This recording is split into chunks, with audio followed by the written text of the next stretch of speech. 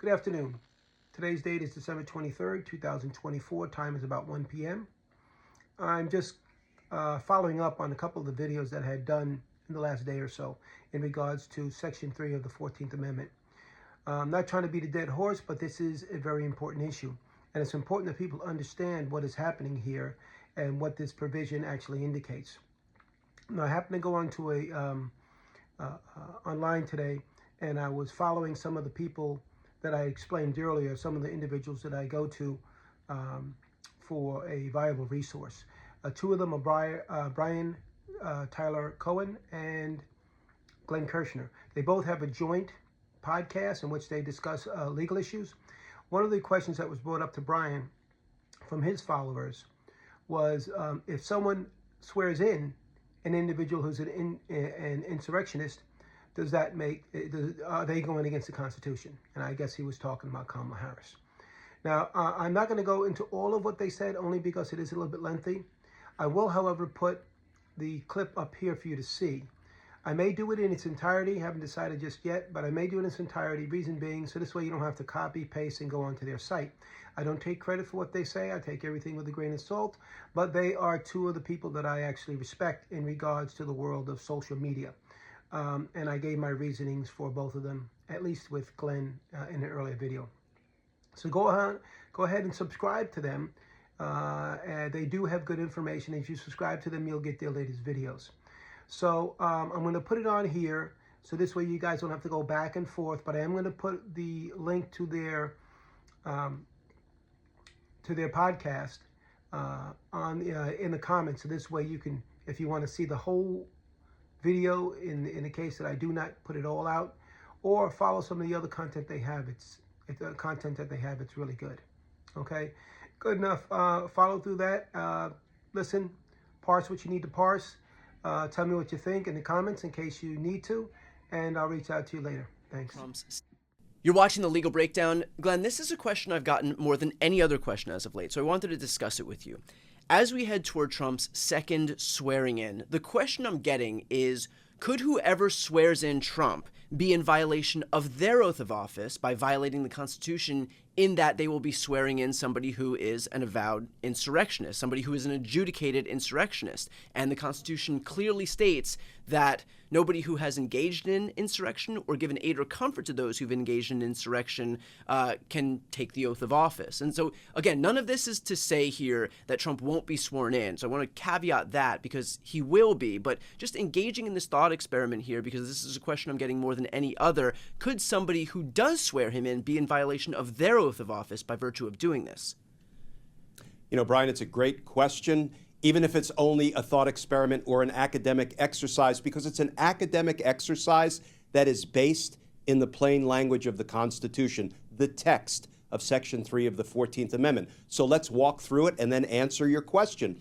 First of all, the 14th Amendment, Section 3 says, anybody who takes an oath of allegiance to the Constitution, support and defend the Constitution of the United States, Donald Trump did as president, who thereafter engages in insurrection or gives aid and comfort to an insurrection or insurrectionists, is disqualified, may not hold office, federal, state, or local, period, unless Congress votes.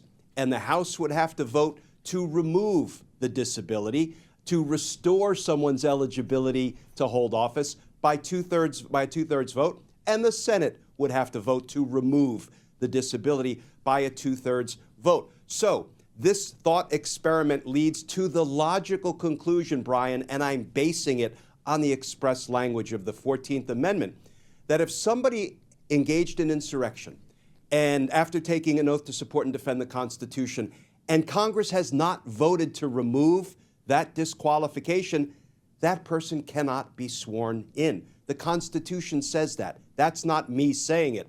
So it would naturally flow from that the person swearing in the insurrectionist is engaged in at least an act contrary to the Constitution. I would say it would also be unethical. It would also be immoral. It would be undemocratic, because you would be violating the Constitution and installing somebody into a federal office indeed the highest office in the land, somebody who's not eligible under the very language of the Constitution that governs who is and is not eligible. I would say, Brian, it's not unlike if somebody was 34 years old.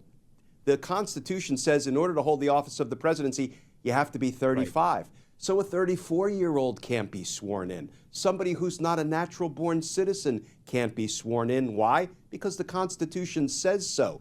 But, to play out this academic exercise, this thought experiment, it would seem that nobody should be constitutionally permitted to swear in an insurrectionist. Well, then that obviously raises the question that, yes, Trump is an adjudicated insurrectionist. We heard so from a judge in California. We heard so from a trial judge in Colorado, from the Colorado Supreme Court.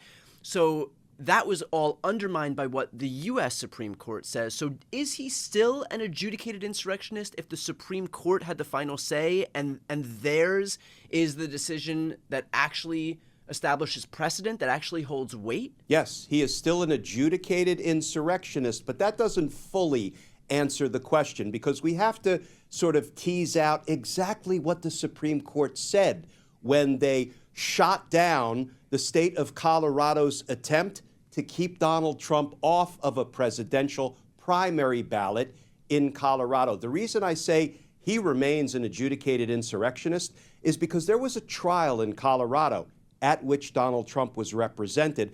And the trial court judge, after hearing from the witnesses, hearing the evidence, taking into account the arguments of both parties, Trump and the petitioner in the case, the trial court judge ruled Donald Trump engaged in insurrection. That was appealed all the way up to the Colorado Supreme Court, and the Colorado Supreme Court affirmed that ruling. Donald Trump is an insurrectionist. Then Donald Trump ran to the United States Supreme Court, where he had at least, 6 receptive radical right-wing justices. And here's what they ultimately ruled, Brian. Remember, the question that they had to resolve, they had to decide was, can the state of Colorado keep Donald Trump's name off a presidential primary ballot in their state? And they ruled no. Colorado can't keep his name off the ballot. Brian, believe it or not, I agree with the Supreme Court. Why? Because that question is governed by the text of the 14th Amendment. The 14th Amendment doesn't say if you take an oath to support and defend the Constitution and you thereafter engage in insurrection, you can't have your name on a primary ballot in a state contest. It doesn't say that. What it says is that you're disqualified from holding office unless Congress removes the disability. That, to me, is still an open question because that issue, precise issue, has not presented itself to any court, but it may present itself to a court when, come January 6th, they are certifying the election in Congress. It may come to a court's attention come January 19th or 20th when Donald Trump is on the verge of taking the oath of office, holding an office from which he's disqualified according to an application of the 14th Amendment. Now, Brian, let me tell our viewers, I'm not saying any of this is going to play out and actually stop Donald Trump from being certified as the election's winner or sworn in on January 20th. But anybody who cares about the plain text of the Constitution should have serious reservations about an adjudicated insurrectionist serving as president of the United States. And let me just finish the thought by saying, you asked the question, is he still an adjudicated insurrectionist? And I said, yes, he is, because a court adjudicated him an insurrectionist. A state Supreme Court affirmed that ruling. And in the U.S. Supreme Court case, Brian, they never undercut or negated or even quibbled with the fact that Donald Trump engaged in insurrection. They sidestepped the issue entirely by simply saying, doesn't mean Colorado can keep him off the primary ballot. And so let's finish off with this.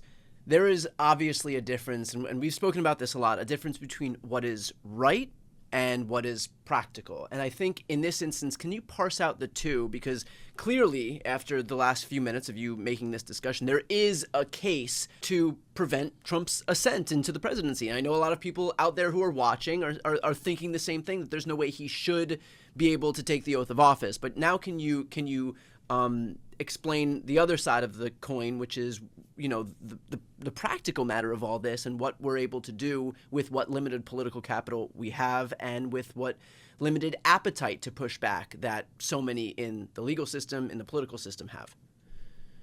Yeah, I generally like to stop my analysis with what's right, Yeah. not what's practical, because what's practical is in the eye of the beholder, right? Some people say, well, practically speaking, because Donald Trump was voted in by a very slim majority of the American voters, nothing you could do to stop him. Well, there's nothing you can do to stop him if we decide to completely throw out the Constitution's disqualification of an insurrectionist. So if I had to predict the practicalities of this, let's assume that there was an objection raised either on January 6th or January 20th to Donald Trump being an adjudicated insurrectionist, Congress not having taken the requisite vote to try to remove the disqualification by a 2/3 vote in both houses, and Donald Trump filed suit and ran right up to the Supreme Court. Practically speaking, I'll bet the Supreme Court would say, yeah, but you know, he was only adjudicated an insurrectionist by one state, and we just like we couldn't let one state perhaps be outcome determinative in the election by keeping his name off the primary ballot in that state, we're not going to let that one state's adjudication of Donald Trump as an insurrectionist win the day for the other 49 states. So practically speaking, we're going to go ahead and let an adjudicated insurrectionist serve in office again, contrary to Section 3 of the 14th Amendment, because, you know, it's only the practical thing to do. Right. Well, this clearly makes for a really interesting thought experiment. I think you and I can both agree that if this was a country that was more focused on protecting, upholding, and defending the Constitution, this wouldn't be the situation that we're in right now. But unfortunately, that doesn't seem to be the country that we're living in. And there doesn't seem to be the political capital and political courage to do what's right here. But that doesn't mean that you and I and the folks watching right now don't still fight for justice in the best way that we can on a daily basis. So with that said, for everybody who's watching, if you want to follow along with analysis like this and for updates on the latest legal news, please make sure to subscribe. The links to both of our channels are right here on this screen. I'm Brian Taylor Cohen. And I'm Glenn Kirschner. You're watching The Legal Breakdown.